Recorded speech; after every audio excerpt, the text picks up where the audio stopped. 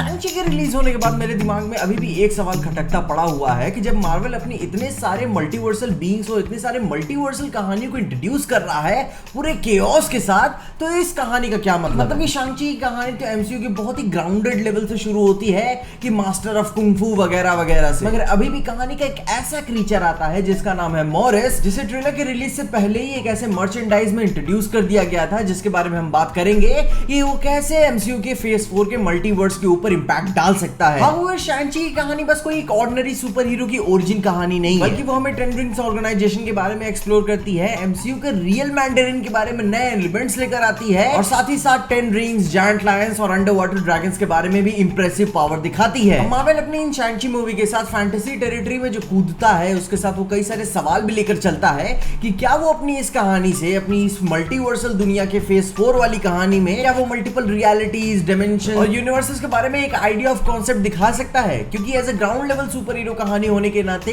ये कितना ही आगे बढ़ के दिख सकती है। मगर अगर शैंग-ची की कहानी को इस तरीके से देखो कि भाई वो मल्टीवर्सेस के कॉन्सिक्वेंसेस को साथ में लेकर चल सकती है, और ये कैसे हो सकता है कि भाई मॉरिस कैरेक्टर यानी कि वो अपना क्रीचर ही इन सारी चीजों की है। तो आगे मॉरिस के बारे में और जानने से पहले सबसे पहले ये जान लेते हैं कि ये है कौन। और इस कैरेक्टर का डायरेक्ट कनेक्शन अपनी हंडन मैथोलॉजी से ही आता है। एक्चुअली में ये कहानी का कैरेक्टर मतलब कि क्रीचर मूवी से कई महीनों पहले ही हमें दिखा दिया गया था मार्वल के इस लेगो मर्चेंडाइज सेट में, जहां पे हमें देखने को पता चलता है कि ये कैरेक्टर एक फेसलेस क्रीचर है जिसके पास पंख है और वो 4 पैरों पे चलता है। और मार्वल के इतने सारे क्लूज दिखाने से ये बात तो कंफर्म हो जाती है कि ये कैरेक्टर अपनी चाइनीज मैथोलॉजी से कनेक्शन रखता है, जहां पे अपना मॉरिस कैरेक्टर हंडन और डिजियांग नाम से भी जाना जाता है। अब देखो कई सारी चाइनीज मिथिकल माइथोलॉजीज में हंडन एक डिवाइन एंटिटी की तरह आइडेंटिफाई किया है जिसने यूनिवर्स का बर्थ किया है, वो भी along side with different other parts of the world, जहां पे हंडन सेंटर में होता है। मगर हंडन की लाइफ का एंड तब आ जाता है जब वो अपने फेलो रूलर्स के साथ वो उन्हें अलाउ करता है कि वो उनकी बॉडी में एक छेद करे ताकि वो उसके फेसलेस फीचर से थोड़ा सा रिड ऑफ हो सके। मगर वो उसी सारे प्रोसीजर के अफोर्ट में मर जाता है क्योंकि भाई वो कुछ ऐसा बन जाता है जो कि वो एक्चुअली में था नहीं। अब खैर हंडन का ये फीचर भी बहुत ही काइंडली और फ्रेंडली वे में इंट्रोड्यूस किया गया है,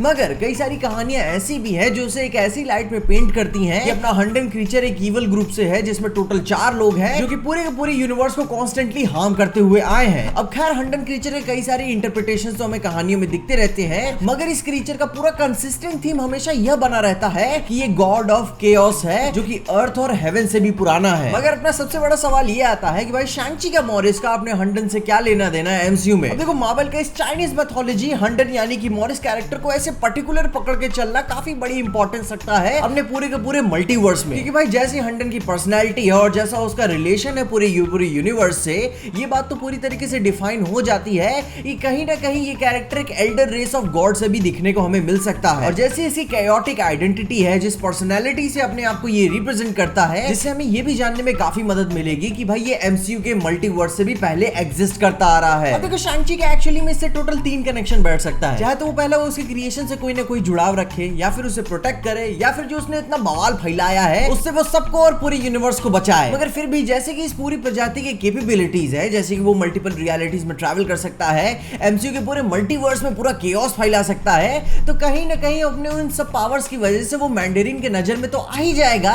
जिससे शैंग-ची की पूरी लाइफ झंड हो चुकी होगी। और ऊपर से अभी तो करंट तौर से एमसीयू की हमें जितनी भी कहानी देखने को मिल रही है वो सारी कहानियां बस अपने आप को अभी एक्सपैंड कर रही हैं, मतलब कि अभी पूरी बकचोदी फैल रही है, सब कुछ बिखर रहा है। जैसे कि भाई वांडाविजन में सबसे पहली बार इस पूरे केओस मैजिक की वजह से वांडा ने कुछ ऐसे दरवाजे को खोल दिया जो उसे नहीं खोलने चाहिए थे। उसके बाद लोकी सीरीज में भाई पूरी मल्टीवर्सल बकचोदी हुई, कैंग द कॉन्करर का जागना, पूरे टाइमलाइंस के बिगड़ जाना, और उसके बाद पूरे नो वे होम की कहानी के ट्रेलर में ही कंफर्म कर देना कि कैसे पूरी मल्टीपल यूनिवर्सेस के दरवाजे खुल चुके हैं और सारी चीजें अभी बिगड़ना शुरू हुई हैं। और होपफुली इन सारी बातों का कंक्लूजन हमें मल्टीवर्स ऑफ मैडनेस में देखने को मिलेगा। मॉरिस का इस पूरी हिस्ट्री में फिट होना कहीं ना कहीं वो अपना भी कुछ इनपुट देगा इस पूरे मल्टीवर्सल कहानी में, और इस बारे में यानी कि भाई मॉरिस की हिस्ट्री के बारे में शैंग-ची को वोंग भी समझा सकता है, क्योंकि कहानी में ये भी थोड़ी इंपॉर्टेंस के साथ हमें दर्शाया गया है। और ऊपर से वोंग भी तो मास्टर ऑफ मिस्टिकल आर्ट्स है, तो उसे तो पता ही होना चाहिए कि वो एमसीयू में क्या इंपॉर्टेंस रखता है। अब देखो गुरु, जैसे मैंने अभी बताया कि भाई एमसीयू में बस अब पूरी बकचोदी फैल रही है, पूरे मल्टीवर्स में केओस आ रहा है। लोकी की सीरीज में हमें बताया गया है कि इन सारी कहानियों के टाइमलाइंस के इंटरसेक्ट करने के दौरान में इसे कहा जाता है नेक्सस इवेंट, और ये जो सारी बकचोदी लेकर आते हैं वो होते हैं नेक्सस बीइंग्स। वांडाविजन की कहानी में भी हमें नेक्सस कमर्शियल देखने को मिला था, और अपना ये शैंग-ची की कहानी में अपना थर्ड नेक्सस हो सकता है जो अपने पूरे एमसीयू के मल्टीवर्स की कहानी को एक बेटर या फिर वर्स वे में डायरेक्शन में डाल सकता है। यहाँ पे मोस्ट पॉसिबली अपनी कहानी को बिगाड़ेगा ही,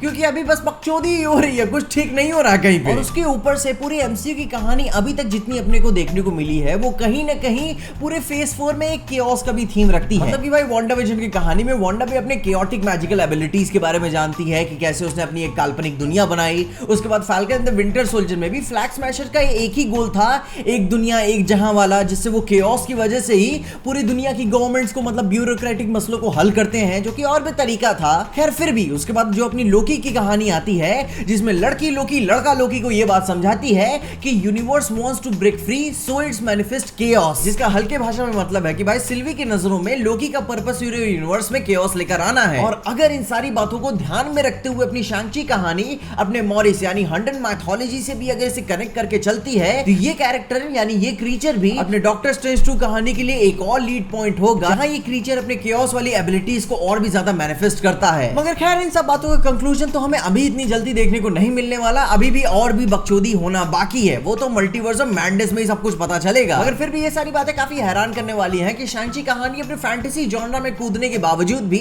अपने ग्राउंडेड लेवल की माइथोलॉजी को नहीं भूलती है। और ये बात ही बखूबी बहुत बेहतर है कि भाई अपनी फेज 4 की मल्टीवर्सल कहानी में शांची भी अपना कुछ और भी बड़ा इनपुट दे रहा है अपने इस कैरेक्टर से। खैर फिर भी ये तो रहा शांची की कहानी का मल्टीवर्सल कनेक्शन। इसके अलावा अगर तुमको इससे कनेक्शन के बारे में कुछ और भी ज्यादा इंफॉर्मेशन है तो कमेंट्स में उसके बारे में मुझे जरूर बताओ। और अगर मैंने कुछ चीजें मेंशन नहीं करी तो उसके बारे में भी मुझे जरूर बताना। इसके अलावा अगर आपको इस वीडियो में देख के कहीं भी अच्छा लगा, खुशी या मजा आया, तो लाइक मार दो इस वीडियो को। इस चैनल पे कहीं से भी नए आगे हो तो सब्सक्राइब तो मार देना इस चैनल को। और अगर आपको वीडियो कुछ ज्यादा ही पसंद आ गई तो अपने दोस्तों शेयर कर देना। मेरे इंस्टाग्राम और ट्विटर हैंडल्स आपको नीचे डिस्क्रिप्शन में मिल जाएंगे। और देखते रहिए पीजे एक्सप्लेन।